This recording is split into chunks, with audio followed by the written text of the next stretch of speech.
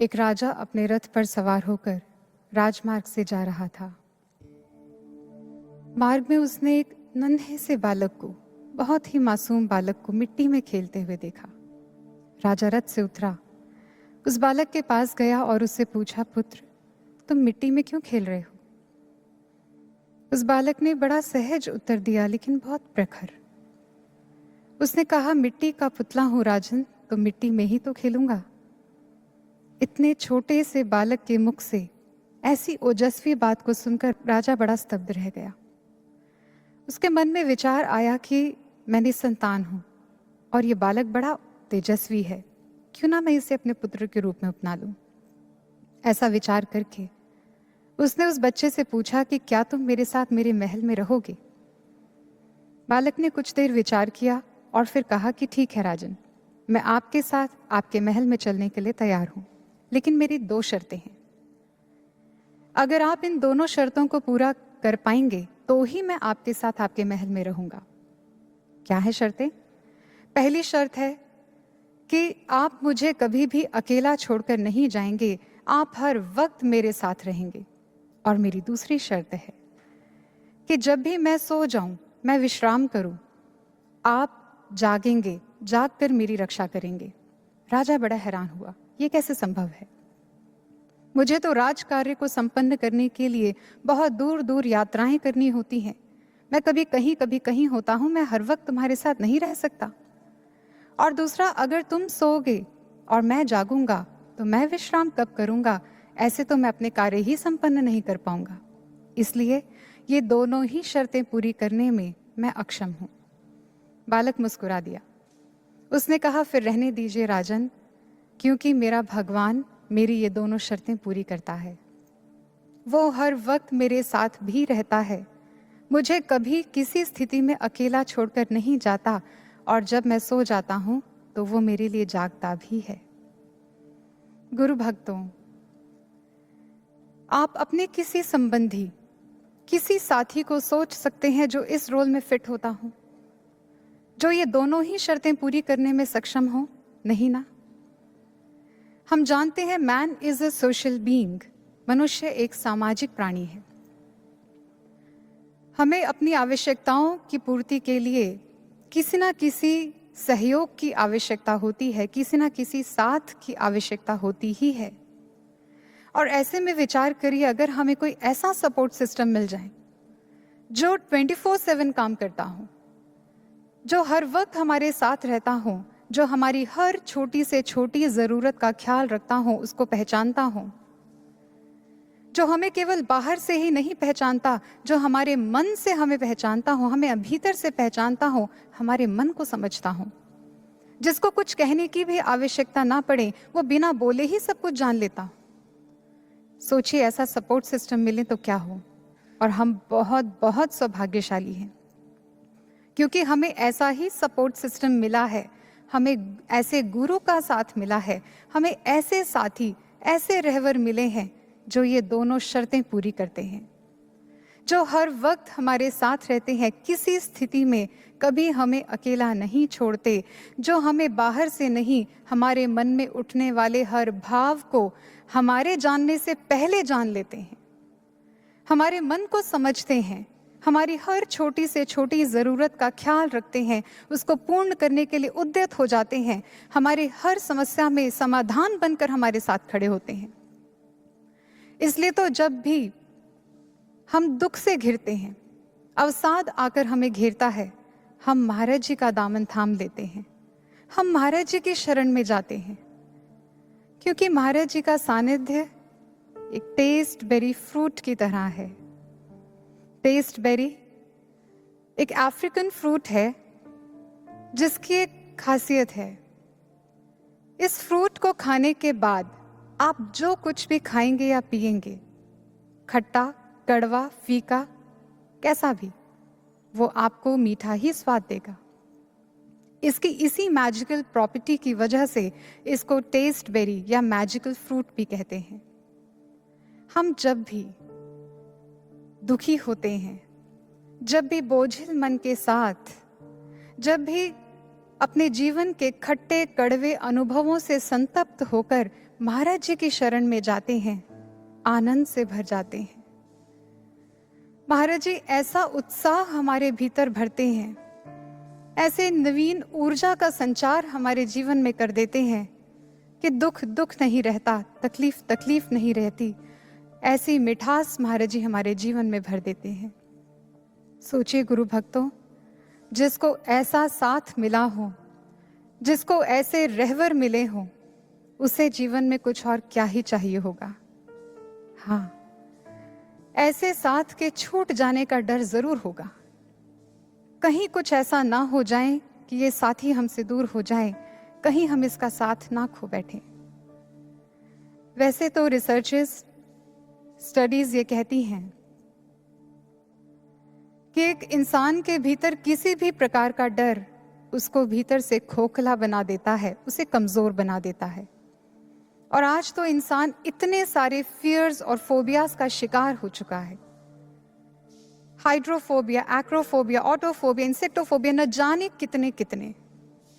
किसी को हाइट से डर है, किसी को अकेलेपन से भय है, किसी को पानी से, किसी को किसी से, किसी को किसी से। और स्टडीज कहती हैं कि किसी भी प्रकार का भय इंसान की प्रगति को रोक देता है, ये उसके लिए हानिकर है, इसलिए इसकी रेमेडीज ढूंढी जाती हैं, ट्रीटमेंट्स लिए जाते हैं। फिर एक साधक के मन में ये डर कैसा? एक बार किसी ने गुरु महाराज जी से प्रश्न किया। उन्होंने कहा कि महाराज जी, भक्ति तो निडर बनाती है ना? फिर एक साधक के मन में भक्ति मार्ग के छूट जाने का भय, क्या ये उचित है?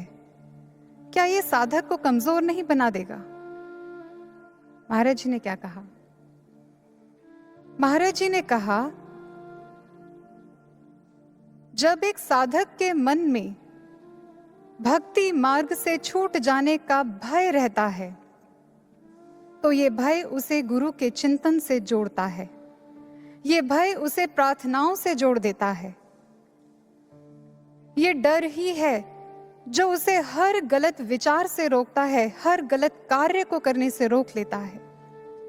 इसलिए यह भय सार्थक है, उसे भक्ति मार्ग पर दृढ़ करता है। महाराज जी ने इसको और समझाने के लिए प्रश्न किया। महाराज जी ने पूछा कि अच्छा बताओ, पांडवों और कौरवों में कौरवों का विनाश क्यों हो गया? जबकि संख्या में तो कौरव अधिक थे, सारे बलशाली राजा और अनगिनत सेना भी उन्हीं के पक्ष में थी। संसाधनों की दृष्टि से भी कौरव ही अधिक संपन्न थे, फिर भी उनका पतन हो गया। जब सामने से कोई उत्तर प्राप्त नहीं हुआ तो गुरु महाराज जी ने स्वयं ही इस रहस्य का उद्घाटन किया। महाराज जी ने कहा, क्योंकि कौरवों को भय नहीं था, पांडवों को था। कैसा भय? हम कहते हैं we are God fearing people, हम भगवान से डरने वाले लोग हैं। इसका अर्थ ये नहीं है कि भगवान हमारा कुछ अहित कर देंगे इसलिए हम भगवान से डरते हैं। नहीं, वो ऐसा कुछ नहीं करते। सच तो यह है कि we are not God fearing but we are God loving people. हम साधक भगवान से प्रेम करने वाले लोग हैं, इसीलिए इस बात से डरते हैं कि कहीं हमारी किसी भूल के कारण हमारा भगवान हमसे दूर ना हो जाए, हम उनका साथ ना खो बैठे। यही भय पांडवों को था। पांडव इस बात से डरते थे, धर्मराज युधिष्ठिर और उनके अन्य 4 भाई कहीं धर्म से च्युत ना हो जाएं, कहीं उनसे भूलवश कोई ऐसा कार्य ना हो जाए कि वो धर्म के पथ का त्याग कर बैठे, धर्म उनसे छूट जाए। और उनके धर्म के इसी प्रेम ने, इसी भय ने उन्हें सदा भगवान से जोड़ के रखा, कृष्ण से जोड़ के रखा, क्योंकि वो जानते थे जहां कृष्ण है वहीं धर्म है और जहां धर्म है वहीं कृष्ण है। और उन्हें उनके स्वयं के जीवन से भी अधिक अनमोल, अधिक मूल्यवान था कृष्ण का साथ। वो किसी कीमत पर नहीं छोड़ सकते थे। इसलिए अपने भगवान से दूर हो जाने का भय एक भक्त को भक्ति मार्ग पर दृढ़ कर देता है, उसे और सतर्क और सजग बना देता है, क्योंकि वो जानता है कि मेरी जरा सी लापरवाही मुझे बहुत बड़े नुकसान में डाल देगी। भगवान शिव कहते हैं जब एक साधक को सद्गुरु प्राप्त होते हैं तो उसके जीवन में बहुत सारी संभावनाएं जन्म लेती हैं। कैसी संभावनाएं? उस मानव के दिव्य होने की संभावना, उस शिष्य के भीतर दिव्य क्षमताओं के जागरण की संभावनाएं। लेकिन अगर भूलवश, किसी कारणवश, नासमझी में वो ऐसे गुरु को छोड़ देता है तो ये सारी संभावनाएं ही नष्ट हो जाती हैं। गुरु त्यागाद मृत्यु, मंत्र त्यागाद दरिद्रता, गुरु मंत्र परित्यागी रौरवम नरकम व्रजेत। ऐसे लोग जो ये कहते हैं कि महाराज जी तो हमेशा हमारे हृदय में वास करते हैं, हम महाराज जी को कभी नहीं भूल सकते, कभी उनको नहीं छोड़ सकते, लेकिन उनके दिखाए मार्ग पर नहीं चल रहे।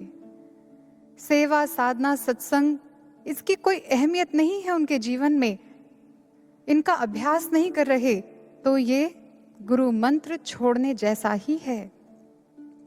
और ऐसे भक्तों के लिए तो भगवान शिव कहते हैं कि उन्हें कल्प वृक्ष के नीचे बैठकर भी वो भक्ति के रत्नों से वंचित रह जाते हैं, वो कुछ प्राप्त नहीं कर पाते, वो आध्यात्मिक उन्नति नहीं कर पाते, ऐसे सद्गुरु का सानिध्य पाकर भी वो लाभान्वित नहीं हो पाते, वो कंगाल रहते हैं, दरिद्र रहते हैं।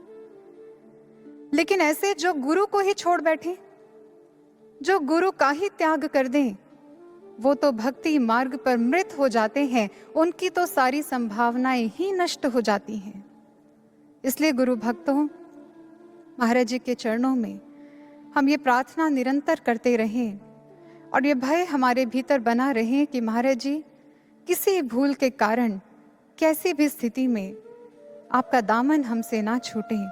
मेरे सतगुरु मुझको देना सहारा, कहीं छूट जाए न दामन तुम्हारा, कहीं छूट जाए न दामन तुम्हारा।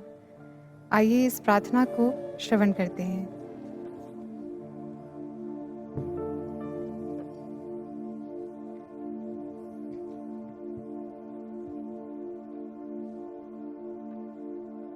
मेरे सतगुरु मुझको देना सहारा, मेरे सतगुरु मुझको देना सहारा, कहीं छूट जाए ना दामन तुम्हारा, कहीं छूट जाए ना दामन तुम्हारा। मेरे सतगुरु मुझको देना सहारा, मेरे सतगुरु मुझको देना सहारा, कहीं छूट जाए ना दामन तुम्हारा, कहीं छूट जाए ना दामन तुम्हारा। तेरे प्रेम से ये छुड़ाती है दुनिया, तेरे प्रेम से ये छुड़ाती है दुनिया, इशारों से मुझको बुलाती है दुनिया, इशारों से मुझको बुलाती है दुनिया। नहीं समझूं जग का झूठा इशारा, नहीं समझूं जग का झूठा इशारा, कहीं छूट जाए ना दामन तुम्हारा, कहीं छूट जाए ना दामन तुम्हारा।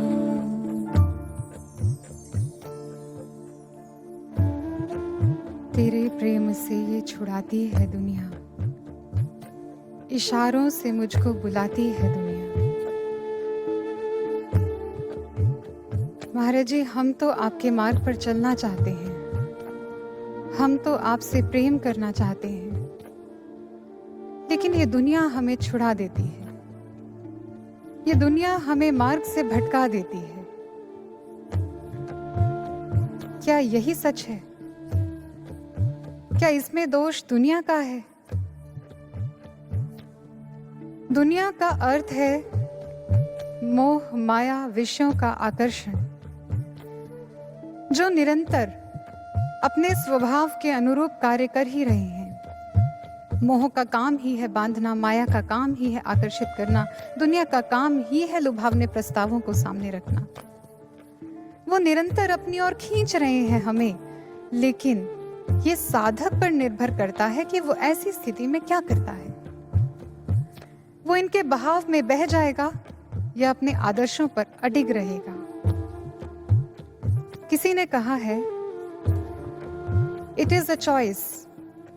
No matter how alluring or boring, how constraining or powerful our situation is, we can always choose how we respond.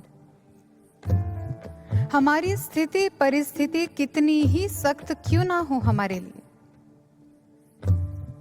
कोई कितना ही फोर्सफुली हमें अपनी ओर खींचने की कोशिश क्यों ना करे, कोई जबरन कितना ही हमें अपने अनुसार कार्य कराने का, अपने अनुसार चलाने का प्रयास क्यों ना करें, ये पूरी तरह से हमारी चॉइस है, हमारे ऊपर निर्भर करता है कि ऐसी स्थिति में हम क्या डिसीजन लेते हैं, इस स्थिति को हम कैसे रिस्पॉन्ड करते हैं, हम कैसे डील करते हैं। एक बार एक आर्टिस्ट के साथ क्या हुआ, उसने एक पेंटिंग बनाई सांप की, बहुत ही अद्भुत, बहुत ही आकर्षक, इतनी रियल, इतनी लाइफ लाइक थी वो पेंटिंग कि दूर दूर तक उसकी ख्याति फैल गई। जो भी उस पेंटिंग को देखता, लोगों ने ये भी कहना शुरू कर दिया कि we can hear it's his, हमें इस सांप की फुफकार तक सुनाई देती है, इतनी रियल थी। जब इतनी प्रशंसा मिली उस आर्टिस्ट को, उससे रहा नहीं गया, उसने अपना ब्रश उठाया और उस पेंटिंग पे कुछ टचअप्स देने की सोची। टचअप्स देते हुए इस बार उसने सांप की आंखें ग्लोइंग बना दी, फिक्स पे काम किया, इधर उधर कुछ और टचअप्स दिए और वो पेंटिंग एक अलग ही लेवल पे पहुंच गई, बहुत ही आकर्षक हो गई। अब तो उसकी प्रशंसा और फैली और इतनी प्रशंसा पाने के बाद और प्रशंसा पाने के लोभ में वो अपने आप को रोक नहीं पाया, वो अपने ब्रश को रोक नहीं पाया। इस बार फिर उसने टचअप्स दिए और इस बार उसने सांप के पैर बना दिए। वो ये तक भूल गया कि सांप के तो पैर ही नहीं होते हैं।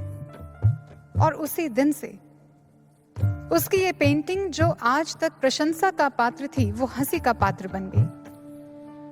और ये expression painting feet on a snake एक चाइनीज एफोरिज्म को रिफर करने लगी, जिसका अर्थ होता है वो भी कर देना जिसकी आवश्यकता नहीं है। समझिए इस आर्टिस्ट के साथ क्या हुआ।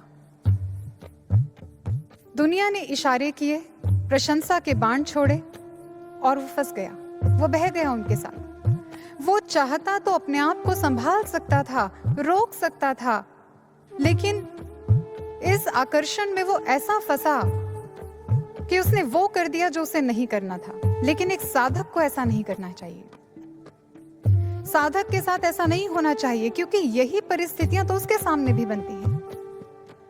कभी प्रशंसा आएगी, कभी लोभ खींचेगा, कभी मोह बांधने की कोशिश करेगा, कभी वासनाएं, कभी लोभ सताएगा। लेकिन ऐसे में ये हम पे निर्भर करता है कि हम किसको कितना अहमियत देते हैं, हम किसको कितनी अटेंशन देते हैं। ये सब कुछ मन का खेल है। It all begins and ends in your mind. What you give power to has power over you.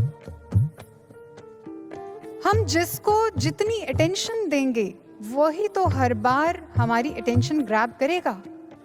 हम जिसको अधिकार देंगे वही तो रूल करेगा हमारे ऊपर। हम जिसको महत्व देंगे वही हावी होगा। अब ये हमें सोचना है कि हम किसको अपने मन में स्थान देते हैं, संसार से मिले विकारों को या गुरु दरबार से मिले भक्ति के संस्कारों को। हमारी चॉइस है। हम किस भाव को पोषित कर रहे हैं, हम किसको महत्व दे रहे हैं, हमारे जीवन की दिशा वही हो जाएगी और दशा भी उसी पर निर्भर करेगी। चेरोकी इंडियंस में एक गाथा बहुत प्रचलित है। एक बार एक वृद्ध चेरोकी अपनी ट्राइब के एक बालक को दो भेड़ियों के बीच में चलने वाले संघर्ष के विषय में बता रहे थे। उन्होंने कहा, जानते हो, हम सब के भीतर दो भेड़िए हैं जो निरंतर संग्राम में रहते हैं, निरंतर युद्ध कर रहे हैं।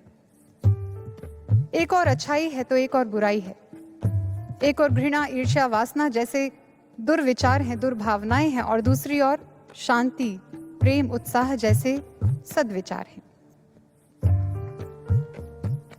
और ये संग्राम इन दो भेड़ियों के भीतर दिन रात चलता रहता है, सबके मन में और तुम्हारे भीतर भी। उस बालक ने कुछ देर चिंतन किया इस बात पर और फिर पूछा कि इन दोनों में से जीत किसकी होती है? उत्तर मिला, द वन यू फीड, जिसको तुम पोषित करते हो। अब हम आत्म अवलोकन करें। हमारे मन में कौन सा भाव है जो पोषित हो रहा है, या हम किस विचार को पोषित करते हैं? कहीं वो कोई ऐसा विचार तो नहीं,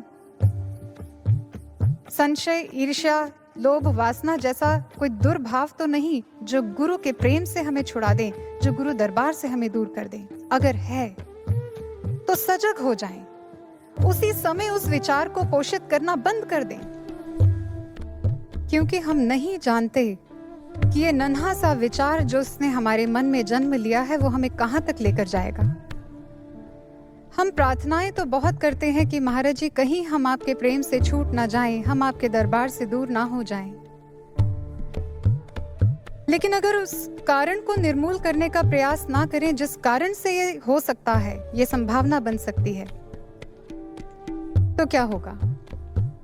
महाराज जी ने एक बार समझाया कि जब आपको ये पता चल जाए कि आपकी गलती क्या है, तो उसके बाद केवल प्रार्थनाओं से काम नहीं बनेगा। आपको पुरुषार्थ की आवश्यकता है। आपको उस कारण को निर्मूल करने के लिए उद्यम करना पड़ेगा, पुरुषार्थ करना पड़ेगा।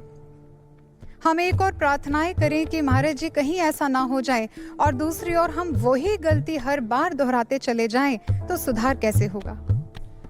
इसलिए केवल ये जान लेना पर्याप्त नहीं है कि कौन सा विकार हमारे ऊपर हावी हो रहा है या हमारे मन में कौन सा दुर्भाव पोषित हो रहा है। हमें उसको निर्मूल करने के लिए उद्यम करना होगा, हमें उसके लिए प्रयासरत रहना होगा, वो उपाय ढूंढना होगा जिस उपाय से हम इन सभी आकर्षणों से अपने आप को सुरक्षित रख सकते हैं, अपने आप को माया के आकर्षण से बचा सकते हैं। बुद्धिज्म में साधक की स्पिरिचुअल जर्नी को, आध्यात्मिक यात्रा को एक सिंबल से रिप्रेजेंट किया गया है। इस सिंबल का नाम है ऊनालोम।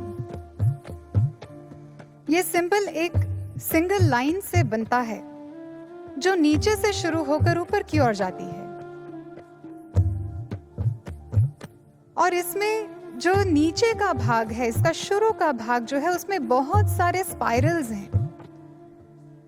फिर वही लाइन इन स्पाइरल्स को बनाते बनाते जब ऊपर की ओर जाती है तो सीधी हो जाती है, एक स्ट्रेट लाइन बना देती है, और ऊपर सबसे टॉप पर एक कमल है, एक फूल है, लोटस। ये सिंबल क्या रिप्रेजेंट करता है, क्या समझा रहा है? इसमें जो सबसे नीचे का भाग है, स्पाइरल्स, ये साधक के जीवन में आने वाली बाधाओं को गुरु के आदर्शों और माया के आकर्षणों के बीच में जो टग ऑफ वॉर चलती है, जो खींचातानी चलती है, जो द्वंद्व चलता है, ये उन झंझट बातों को दिखा रहा है, उसको दर्शाता है। लेकिन फिर साधक दृढ़ होकर जब चलता है तो एक स्ट्रेट पाथ यानी ऊपर की ओर उठता है, उसका मन स्थिर हो जाता है। ये स्ट्रेट पाथ, ये स्ट्रेट लाइन जो है वो उसके मन की स्थिरता का प्रतीक है, उसकी आध्यात्मिक उन्नति का प्रतीक है, जो ऊपर जाकर सहस्त्रदल कमल से कनेक्ट हो जाता है, ब्रह्मरंध्र से कनेक्ट हो जाता है। अब इसमें समझने की बात क्या है, देखिए, ये सिंबल, ये ऊनालोम, ये केवल स्पाइरल्स पे खत्म नहीं हो गया। इसका मतलब ये है कि जहां साधक के मन का संघर्ष है, जहां ये द्वंद्व है, वहीं उत्थान का मार्ग भी है, वहीं ऊपर उठने का मार्ग भी है। ऐसा क्या उपाय किया साधक ने, या हर युग में साधक क्या उपाय करता है जिससे वो इन झंझावातों से निकल जाता है, जिससे वो अपने मन के धरातल से ऊपर उठ जाता है और ईश्वर में एकमिक हो जाता है। वो उपाय क्या है, महापुरुषों ने समझाया। गुरु की मति तू ले ही याने, भक्ति बिना बहु डूबे सयाने। अगर इन विषयों के आकर्षण से बचना चाहते हो, अगर दुनिया के इशारों से अपने आप को सुरक्षित रखना चाहते हो, तो गुरु की मति से चलिए, गुरु के कहे अनुसार चलिए। गुरु ने जो कह दिया आप वो करिए, उसमें अपनी बुद्धि मत लगाइए, अपनी समझ मत लगाइए। लगा देंगे तो उलझ जाएंगे, मार्ग से बिछुड़ जाएंगे। ऐसे बहुत सारे लोग हुए जिन्होंने अपनी बुद्धि से इस मार्ग पर चलने की कोशिश की, अपने आप को सयाना, अपने आप को समझदार मानते थे, कोशिश की इस मार्ग पर शायद बहुत आगे निकल जाएंगे, लेकिन ज्यादा दूर तक चल नहीं पाए। पांव फिसला, माया के अधीन हुए और डूब गए। माता सती का उदाहरण लेते हैं। भगवान शिव ने मना किया, प्रजापति दक्ष के द्वारा किए गए यज्ञ आयोजन में हम आमंत्रित नहीं हैं सती, इसलिए हम वहां नहीं जाएंगे। लेकिन सती ने अपनी बुद्धि लगाई। पिता के घर जाने के लिए पुत्री को आमंत्रण की क्या आवश्यकता है? और जहां बुद्धि लगाई वहां संसार ने खींचना आरंभ कर दिया, दुनिया ने इशारे आरंभ कर दिए और वो उनमें फंस गई। उन्होंने सबको उस आयोजन की ओर जाते हुए देखा। दुनिया ने उकसाया, तू भी चल, और गुरु की अवज्ञा करके वो चल पड़ी। और हम सभी जानते हैं परिणाम क्या हुआ। सती की भक्ति तो छूटी ही, शिव का साथ भी खो दिया। अजामिल को उसके गुरु ने कहा, मना किया कि अजामिल नगर के मार्ग से नहीं जाना, लेकिन अजामिल ने भी यही भूल की। उसने भी गुरु की अवज्ञा की, उसने अपनी बुद्धि लगाई। जब नगर का मार्ग छोटा है तो मैं छोटे मार्ग का चयन क्यों ना करूं, मैं क्यों लंबे मार्ग से जाऊं। और हश्र क्या हुआ, वैश्या के मोह जंजाल में फंस गया और भक्ति नष्ट हुई, पतन हो गया। गुरु की बात जो ना मानेंगे वो ही पछताएंगे, कुदरत के भीषण प्रकोप से वो ना बच पाएंगे। कुदरत का जो भीषण प्रकोप है उससे बचाने के लिए ही तो गुरु ने मना किया था। अगर गुरु की मति से चले होते, अगर गुरु के अनुसार किया होता कार्य उन्होंने, अगर वो रुक गए होते, अपनी बुद्धि ना लगाई होती, तो आज इतिहास कुछ और होता। इशारे दोनों को मिले दुनिया से, दोनों ने अपनी ओर खींचने की कोशिश की। इशारों ने, दुनिया ने इन दोनों को ही अपनी ओर खींचने की कोशिश की। लेकिन क्या हुआ, अगर वो गुरु की आज्ञा के प्रति दृढ़ होते, पूर्ण रूप से समर्पित होते, तो नहीं बह सकती थी सती, नहीं बह सकता था अजामिल। इसलिए गुरु की मति तो ले ही आने। कुछ भी सोचे समझे बिना आप केवल मात्र गुरु के अनुसार चलिए। जो गुरु ने कह दिया उनकी बात को मानिए, उसमें किंतु परंतु मत करिए, इफ्स एंड बट्स मत लगाइए, उलझ जाएंगे और अपनी भक्ति को खो देंगे, ऐसे अनुपम साथ को खो बैठेंगे। लेकिन अगर गुरु के हिसाब से चलेंगे तो माया से छूट जाएंगे, अप्रभावित रहेंगे। आप सब ने पृथ्वी के गुरुत्वाकर्षण शक्ति, ग्रेविटेशनल पुल के बारे में सुना है, आप जानते हैं।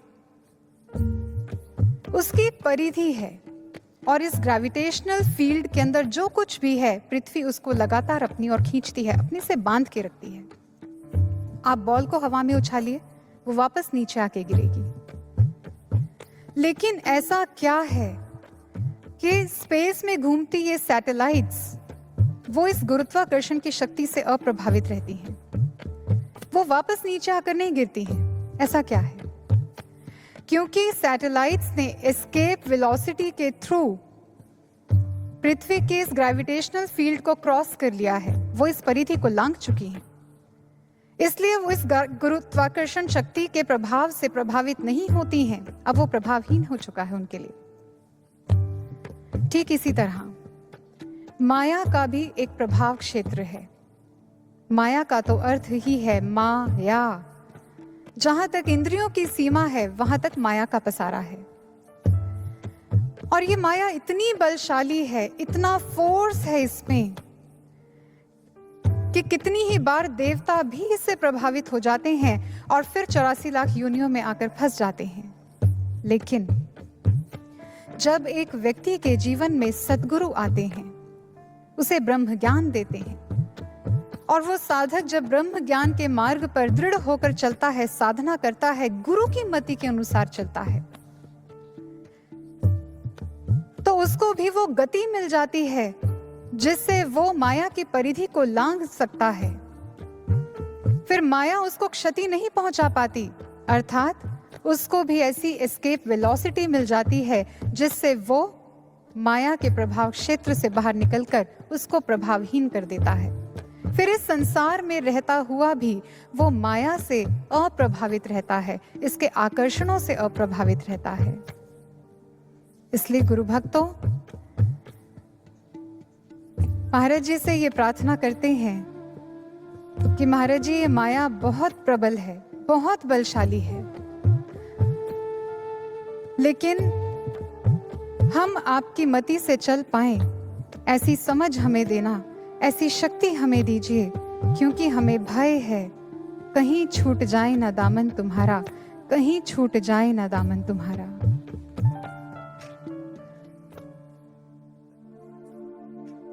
बराबर न तेरे कहीं और दूजा, बराबर न तेरे कहीं और दूजा, तुम ही देव मेरे करो जिसे की पूजा, तुम ही देव मेरे करो जिसे की पूजा, तुम ही पर है सर्वस्व हमने ये वारा, तुम ही पर है सर्वस्व हमने ये वारा, कहीं छूट जाए ना दामन तुम्हारा, कहीं छूट जाए ना दामन तुम्हारा।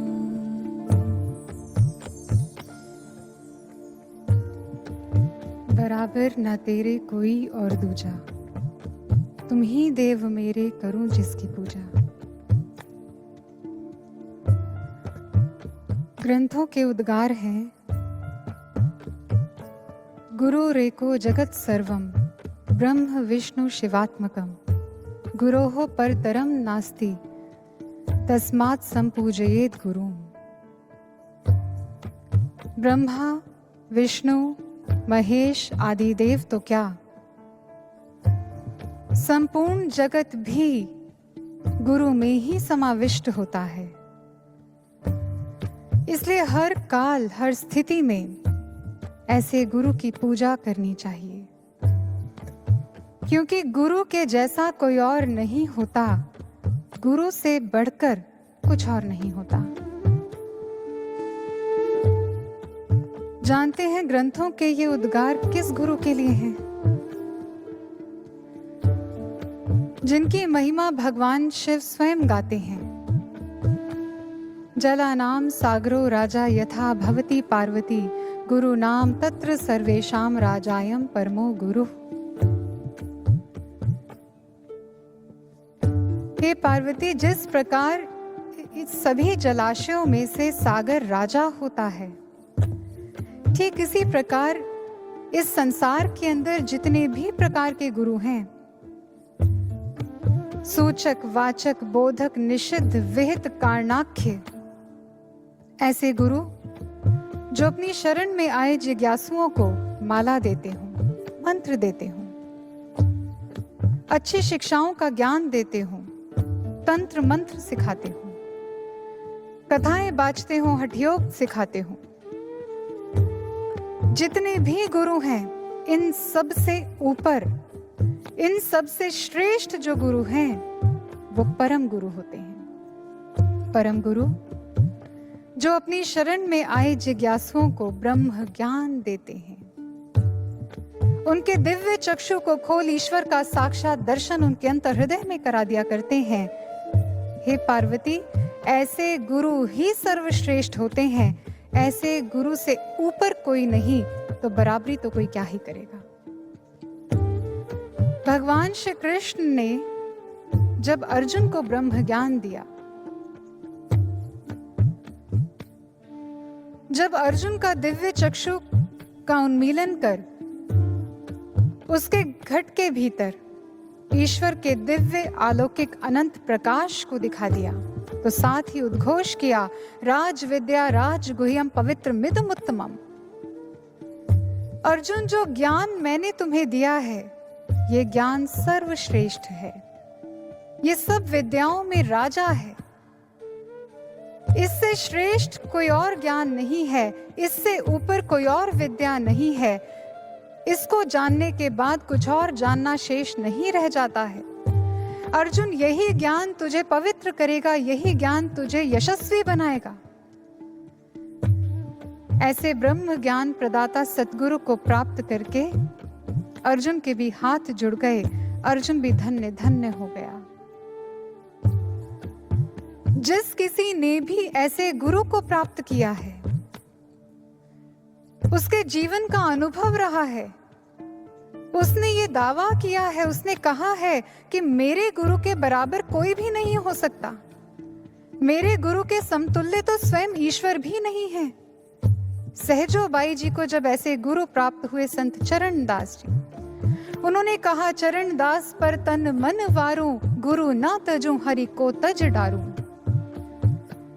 कबीर साहब जी ने कहा, गुरु गोविंद दो खड़े काके लाको पाए, बलिहारी गुरु आपने जिन गोविंद दियो मिलाए। संत एकनाथ जी ने जो कहा वो हम सब गुरु भक्तों को झकझोरने के लिए काफी है कि कहीं हम अपने गुरु महाराज जी की श्रेष्ठता को, उनकी भव्यता को पहचानने में कोई भूल ना कर बैठे। संत एकनाथ जी ने क्या कहा? उन्होंने कहा कि अगर आप अपने गुरु को ईश्वर के समतुल्य मानते हैं, अगर आप अपने गुरु को भगवान की उपमा देते हैं, तो आप भूल कर रहे हैं। आप अपने गुरु को बहुत कम आंक रहे हैं। इसका अर्थ है कि आपने अपने गुरु की भव्यता को, उनकी श्रेष्ठता को ठीक से पहचाना ही नहीं है।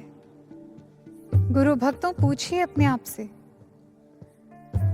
हमारे गुरु महाराज जी श्रेष्ठ क्यों हैं?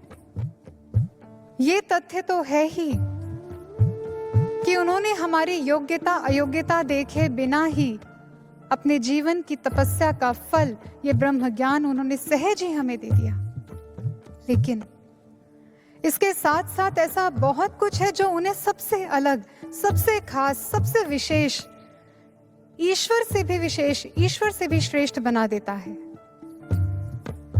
ईश्वर के हाथों में तो हम बहुत सारे आयुध, अस्त्र शस्त्रों को देखते हैं, लेकिन हमारे महाराज जी के हाथों में प्रेम से सराबोर गायों के लिए रोटी, बत्तखों के लिए दाना और अपने भक्तों के लिए प्रसाद होता है। कण कण में रहता हुआ भी ईश्वर हमारे हृदय की सुनकर उत्तर नहीं दे पाता, लेकिन हमारे महाराज जी को तो कहने की भी आवश्यकता नहीं पड़ती है। वो तो बिना बोले सब कुछ जान लेते हैं और हमारे मन के हर भाव को पढ़कर उसका समाधान करने के लिए उद्यत हो जाते हैं।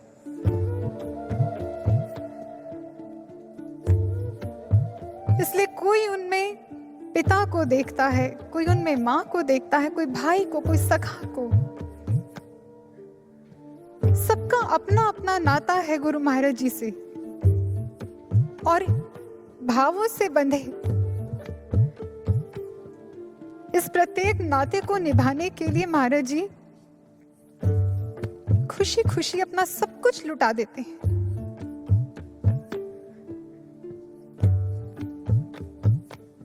चाहे ये सब कुछ करने में उन्हें स्वयं कितना ही कष्ट क्यों ना सहना पड़ता हो, वो उफ तक नहीं करते।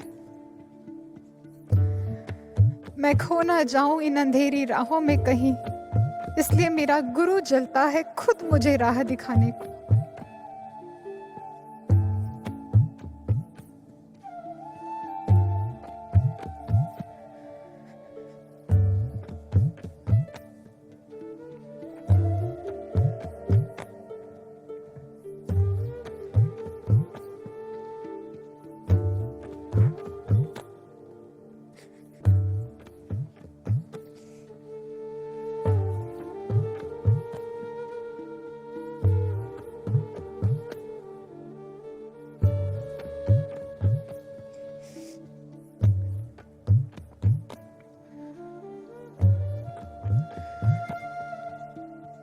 हम में कितनी ही कमियां क्यों ना हो,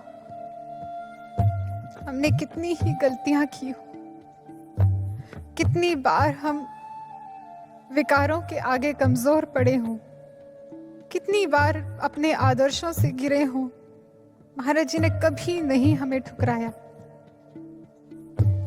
हमेशा हमें आगे बढ़ाया, उत्साह का संचार किया। एक बार नहीं, बार बार हमें सुधरने का अवसर दिया। ऐसा कौन करेगा हमारे लिए? इसलिए तो गुरु महाराज जी हम सबके दिलों पर राज करते हैं, इसलिए तो वो हमारे हृदय के महाराज हैं। फिर ऐसे गुरु की पूजा हम क्यों ना करें? लेकिन गुरु की पूजा क्या केवल अक्षत रोली चंदन से की जाती है? नहीं।